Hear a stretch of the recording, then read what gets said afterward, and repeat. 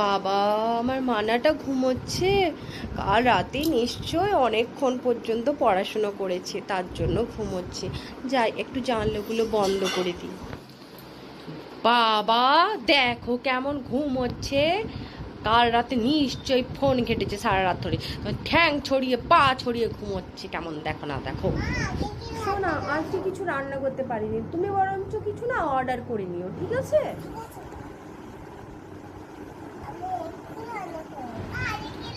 আজকে কিছু রান্না করতে পারিনি, কালকে পান্তা ভাত আছে, ওটাই খেয়ে নিবি, ঠিক আছে?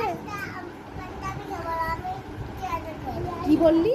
অর্ডার অর্ডার করে দেখ না, তোকে আমি অর্ডার করে দেবো, ওই পান্তাই তুই খাবি আজকে।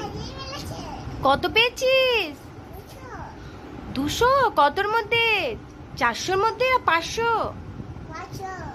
500-র মধ্যে 200 পেয়েছিস? বাও, কত সুন্দর! দে দে দে, আমি সবাইকে বলে দেব কি সুন্দর আমার মেয়েটা, কত পড়াশোনায় ভালো। বলো, কত পেয়েছো? 200? কতর মধ্যে?